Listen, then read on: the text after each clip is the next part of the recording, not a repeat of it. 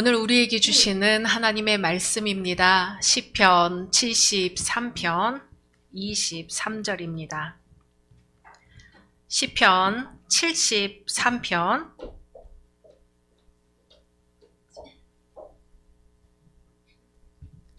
28절의 말씀입니다. 네, 한 목소리로 봉독하겠습니다. 하나님께 가까이함이 내게 복이라. 내가 주 여호와를 나의 피난처로 삼아 주의 모든 행적을 전파하리이다. 아멘. 저 뒤로 요한계시록 앞에 있는 유다서 1장 20절입니다. 유다서 1장 20절 한 절 말씀 한 목소리로 봉독합니다. 사랑하는 자들아, 너희는 너희의 지극히 거룩한 믿음 위에 자신을 세우며 성령으로 기도하며. 아멘. 마가복음 11장입니다. 마가복음 11장 23절에서 25절 말씀까지 한 목소리로 봉독합니다. 내가 진실로 너희에게 이르노니 누구든지 이 산더러 들리어 바다에 던져지라 하며 그 말하는 것이 이루어질 줄 믿고 마음에 의심하지 아니하면 그대로 되리라. 그러므로 내가 너희에게 말하노니 무엇이든지 기도하고 구하는 것은 받은 줄로 믿으라. 그리하면 너희에게 그대로 되리라. 서서 기도할 때에 아무에게나 혐의가 있거든 용서하라. 그리하여야 하늘에 계신 너희 아버지께서도 너희 허물을 사하여 주시리라 하시니라. 아멘. 오늘 함께 예배 드리시는 모든 분들을 주님의 이름으로 환영하고 축복합니다. 올해 받으신 약속의 말씀 함께 암송하겠습니다. 잠언 31장 31절 말씀. 그 손의 열매가 그에게로 돌아갈 것이요 그 행한 일로 말미암아 성문에서 칭찬을 받으리라. 아멘. 말씀대로 이루어 주실 줄로 믿습니다.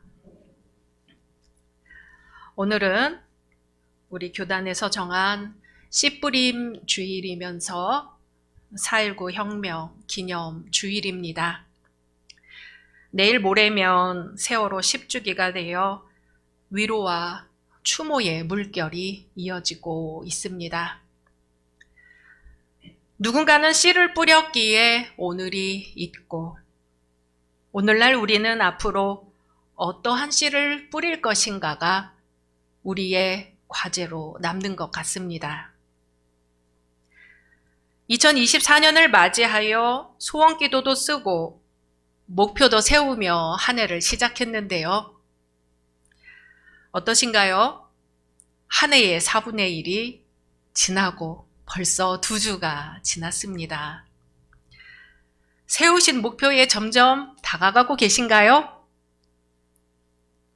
그냥 웃지요. 하나님께서 꼭 들어주셨으면 하는 소원들이 이루어질 것 같은 기대가 있으신가요? 씨뿌림 주일을 맞아 생각해 보니까는요, 정말 자명한 이치입니다. 열매를 얻으려면 씨를 뿌려야지요. 올 한 해 거둘 열매를 기대하며 이왕이면 풍성한 열매를 거두기를 바라며 씨를 뿌리고 계신가요? 차근차근 씨를 뿌리고 물을 주고 있는 분도 계실 것이며, 아차, 씨는 안 뿌리고 열매만 발았네 하는 분들은 씨를 뿌리는 농부의 마음으로 오늘부터 씨를 뿌리시면 되겠습니다. 씨라는 게 뭘까요? 종자라고도 하고요.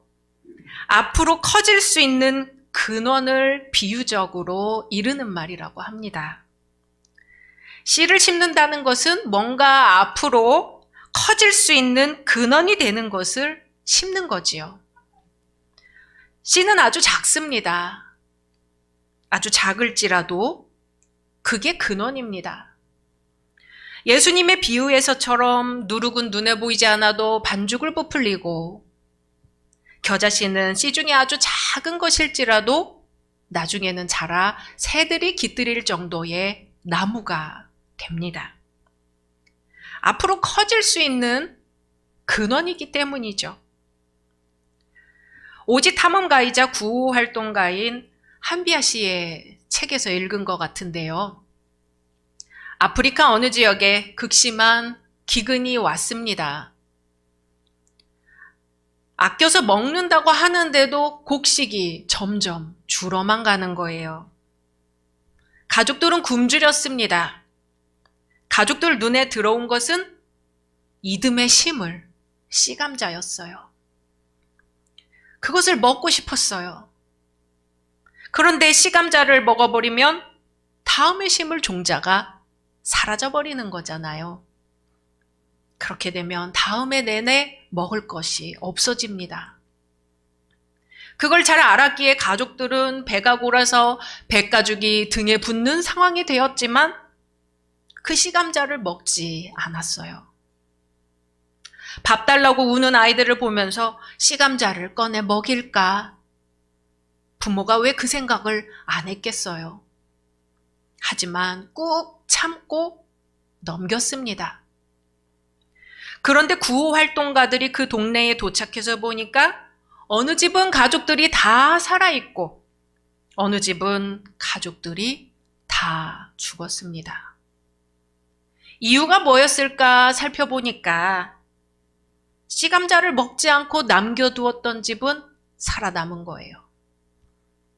배가 고프지만 오늘 쫄쫄 굶는 형편이지만 저 씨감자만 있으면 내년에는 배부르게 먹을 수 있다. 저 씨감자만 있으면 심어서 우리 애들 먹일 수 있다 하는 희망이 그 가족을 살렸던 것이죠. 그런데 배가 고파서 씨감자를 먹어버린 가족들은 어때요? 씨감자가 사라지니 희망도 사라졌습니다. 그러니 더 이상 살아낼 힘도 없었던 거죠. 시편 126편 5절 6절의 말씀입니다. 눈물을 흘리며 씨를 뿌리는 자는 기쁨으로 거두리로다. 울며 씨를 뿌리러 나가는 자는 반드시 기쁨으로 그 곡식단을 가지고 돌아오리로다. 아멘. 올 한 해 우리 교회의 표어를 범사에 감사하라로 정하고 보니까는요. 마음에 걸리는 게 있습니다. 감사할 수 없는 분들이 내내 마음에 걸립니다. 믿음으로 감사하세요. 그럼에도 불구하고 감사하세요. 그래도 감사하세요. 말이야 좋지요. 감사가 돼야 말이죠. 기도가 나와야 말이죠.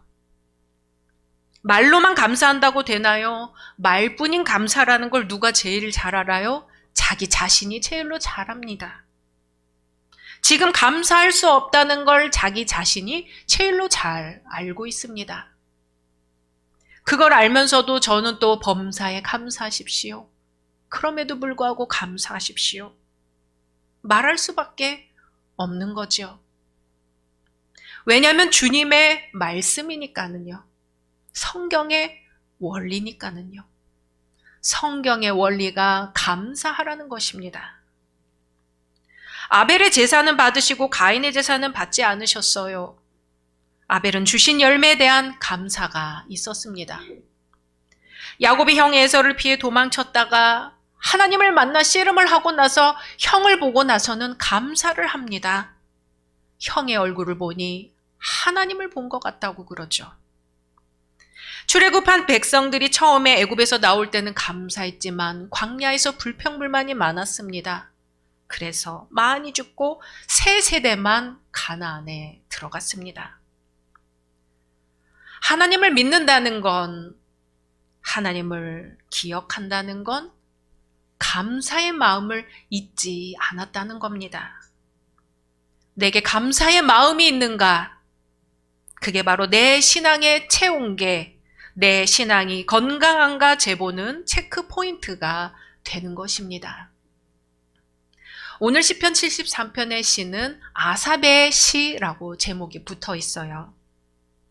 다윗 왕은 찬양을 사랑했던 사람인 만큼 다윗 제후시에 악기를 연주하고 여호와 하나님을 찬양할 연주가, 음악가의 수가 무려 4,000명이나 되었습니다. 그 중에 찬양을 부르는 찬양대원은 288명이 되었고요. 찬양을 이끌어갈 지도자가 바로 아삽, 에단, 하만이라는 사람이었습니다. 3명의 찬양 지도자 중에 아삽이 지은 시가 여러 편 있는데 오늘 바로 시편 73편도 그중 하나입니다. 아삽은 다윗의 인정받는 일꾼이자 알아주는 찬양대 지휘자이며 레위 지파로 성전 일을 맡아 하는 사람입니다. 존경받는 일꾼이죠.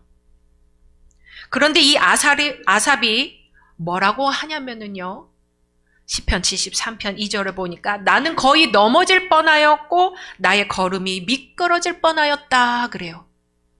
왜? 내가 악인의 형통함을 보고 오만한 자를 질투했다 하는 거예요. 다윗 왕이 그렇게 정치를 잘하고 태평성대를 누리는데도 악인이 있었던가 봐요. 그게 아니면 사울의 시대일지 압살롬의 시대일지 우리는 알 수 없지만 지금 아삽은 악인이 악한 일을 해서 형통하는 걸 보니까 질투가 나더라는 거예요. 나는 하나님 말씀대로 착하게 사는데, 정결하게 사는데, 말씀대로 사는데 14절에 그럽니다.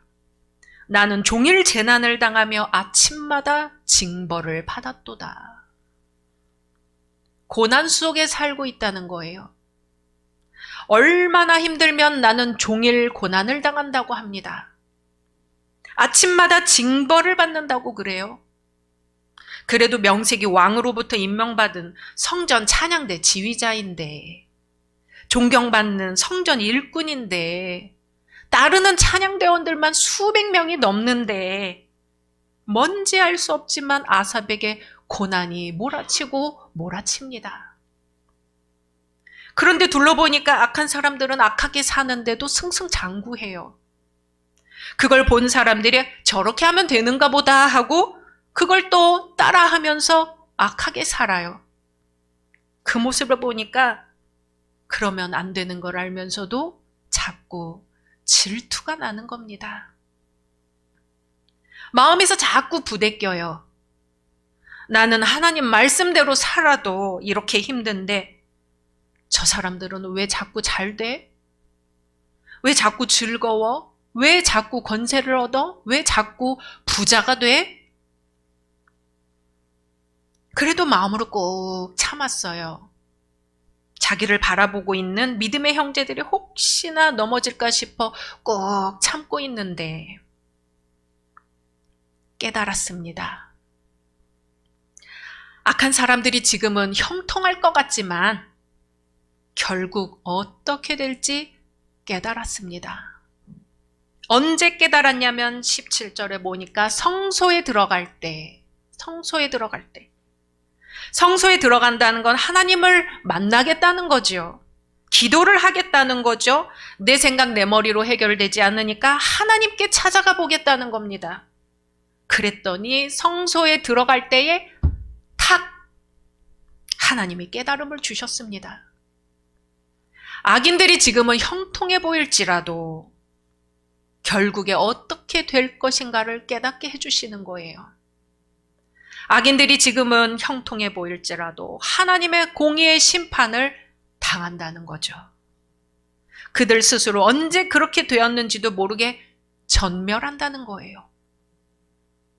깨닫고 나니 심란하고 고민이 되었던 마음이 정리가 됩니다. 그걸 깨달을 수 있어 너무나 감사합니다. 더 이상 악인의 형통이 하나도 부럽지가 않습니다. 살아계신 하나님과 동행할 수 있어 감사합니다. 그래서 고백하는 말이 오늘의 말씀이죠. 하나님께 가까이 함이 내게 복이라. 아멘. 따라해 보겠습니다. 하나님께 가까이 함이 내게 복이라. 아멘. 하나님께 가까이 했더니 걱정, 근심, 질투가 싹 사라집니다. 내 마음이 변하니까 모든 것이 다르게 보입니다. 눈이 떠지니까 안 보였던 것들이 그제서야 보이는 겁니다. 감사가 뭔가 했더니 기도의 다른 이름입니다. 우리가 기도할 때 하나님께 감사부터 하지요. 하나님이 저와 함께 하신 것을 잊지 않고 있습니다 하는 뜻이에요. 시편에 나오는 다윗의 시가 대부분 그렇지요. 하나님, 힘들어요. 하나님, 그만 쫓겨다니고 싶습니다. 원수들이 저 좀 괴롭히지 않게 해주세요. 그러다가도 하나님 감사합니다. 하나님 찬양합니다. 그럽니다. 된 줄로 믿고 감사합니다. 아직 바뀐 것은 없으나 그렇게 될 것으로 믿습니다. 이미 그렇게 된 줄로 믿습니다. 그래서 감사합니다. 그래서 찬양합니다. 어떻게 이것이 가능한가요? 어떻게 이게 가능하냐고요? 지금 누구한테 기도했어요? 하나님께 기도했습니다. 우리가 기도하는 대상이 누군가요? 하나님. 전능하신 분, 무엇이든지 다 하실 수 있는 분, 우리를 만드신 분, 세상을 만드신 분, 정의를 행하시는 분, 사랑이 한이 없으신 분, 치유하시는 분, 위로하시는 분, 초월해서 역사하시는 분, 그런 분이 바로 우리가 기도하는 하나님이십니다. 예수님이 제자들에게 그러십니다. 내가 너희에게 말하노니 무엇이든지 기도하고 구하는 것은 받은 줄로 믿으라. 그리하면 너희에게 그대로 되리라. 아멘. 이 말씀을 하신 때는 예루살렘에 들어가셔서 기도하는 집, 성전을 깨끗하게 하신 후입니다. 십자가에 달리기 전에 제자들에게 하시는 말씀이에요. 많은 무리들에게 하시는 말씀이 아니라 제자들에게 꼭 전해야 하고 제자들이 꼭 기억했으면 하고 바라는 그 말씀을 지금 하시는 거예요. 이 산더러 들리어 바다에 던져지라 하며 그 말하는 것이 이루어질 줄 믿고 마음에 의심하지 아니하면 그대로 되리라. 아멘. 그 말하는 것이 이루어질 줄 믿고 마음에 의심하지 아니하면 그대로 되리라. 아멘. 하나님께 기도하잖아요. 그런데 왜 기도하면서 의심하냐는 거지요. 왜 낙심하냐는 거지요. 왜 기도하면서 걱정하냐는 것입니다. 받은 줄로 믿고 구하라. 그리고 기도하면서 용서할 사람이 생각나거든 용서하라. 그래야 하나님도 우리 죄를 용서해 주신다고 하십니다. 마음에 거리낌이 없이 기도하라는 거예요. 용서를 구할 일이 있으면 구하고 용서를 할 일이 있으면 용서하고 그렇게 사람 사이의 일을 풀으라고 하시는 거지요. 다윗의 기도는 그랬습니다. 자기를 쫓아오는 사울을 미워하지 않았습니다. 왜 자기에게 그러는지 이해할 수는 없었지만 미움을 만들지 않았습니다. 자기의 할 일을 최선을 다해 하면서 하나님께 기도했습니다. 그리고 감사했습니다. 그랬더니 어느 순간 그렇게 자기를 미워하고 쫓아오던 사울이 미안하다고 그러고 자기가 잘못했다고 그럽니다. 다윗이 사울과 싸워서 왕이 된 것이 아니지요. 사울이 전쟁에 나갔다가 죽는 바람에 다윗이 왕이 되었습니다.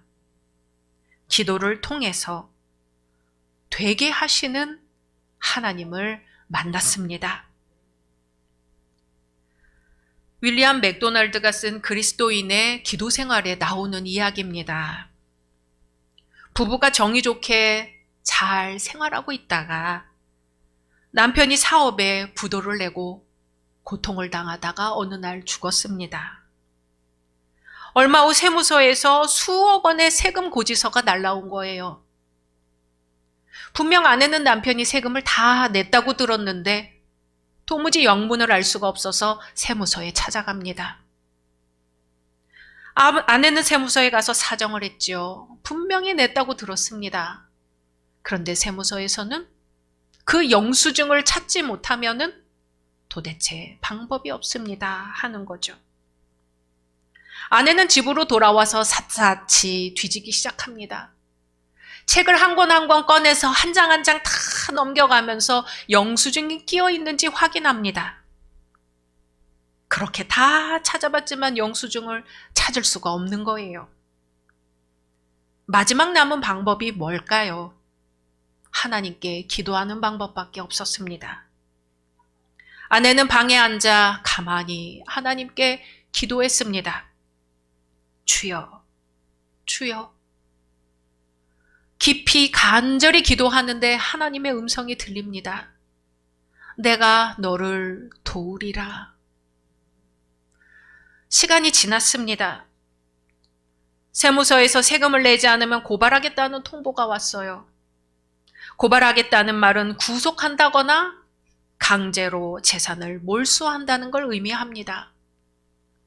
아내는 더 간절히 기도하는 수밖에 없었습니다. 기도하는데 호랑나비가 한 마리가 들어왔어요. 집안에서 날아다니는데 어린 아들이 그 호랑나비를 쫓아다니기 시작해요. 그 호랑나비를 쫓아다니다 보니 집안이 난리가 나고 결국 호랑나비가 거실 소파 밑으로 가서 아들이 소파 밑으로 들어갔다 쏙 나오는데 그 옷에 영수증이 묻어 나오는 거예요. 문제가 해결되었습니다. 내가 기도해서 응답받은 것이 맞나 싶을 만큼 순식간에 응답을 받은 것이죠. 우리는 기도하면서 응답받기를 바랍니다. 달라고 기도하지만 주신 것들에 감사할 줄을 모릅니다. 주실 것을 믿고 감사할 줄도 모릅니다. 이 기도가 하나님의 뜻에 합당한 것인지 생각하지 않습니다. 이 기도가 응답되면 하나님께서 영광 받으실 일인지 깊이 생각하지 않습니다. 하나님 앞에 정결하기 위해 회개의 기도를 드리지 않습니다. 말로만 회개하고 삶으로는 회개하지 않습니다.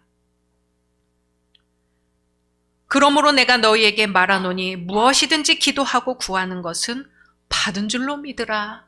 그리하면 너희에게 그대로 되리라.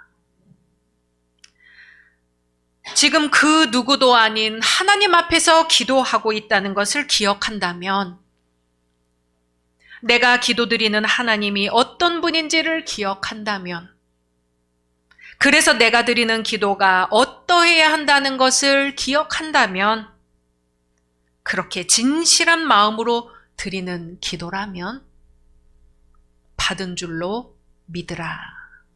그리하면 그대로 이루리라. 아멘. 유다서를 통해서 말씀하십니다. 사랑하는 자들아, 너희는 너희의 지극히 거룩한 믿음 위에 자신을 세우며 성령으로 기도하며, 지극히 거룩한 믿음 위에 자신을 세우며 성령으로 기도하며. 아멘. 씨를 뿌려야 열매를 맺겠지요. 받은 줄로 믿고 감사하는 기도의 씨를 한번 뿌려 보십시오. 씨는 작습니다. 누가 알아주지도 않을 수 있죠. 그래도 받은 줄로 믿고 감사하는 씨를 뿌려보는 겁니다. 앞으로 커질 수 있는 근원이 바로 씨이기 때문입니다. 씨를 뿌리면서 눈물이 나거든 눈물을 흘리며 씨를 뿌려보는 거지요. 눈물을 흘리며 씨를 뿌리는 자는 기쁨으로 거두리로다. 약속의 말씀 믿고 씨를 뿌려봅니다. 씨를 자라게 하시는 이는 하나님이신 것을 믿고 씨를 뿌려봅니다. 그리고 열매를 거두는 어느 날 하나님께 가까이 함이 내게 복이라 고백할 수 있기를 주님의 이름으로 소망합니다. 주님의 말씀입니다. 받은 줄로 믿으라. 그리하면 너희에게 그대로 되리라. 아멘. 함께 침묵으로 기도하겠습니다. 주님.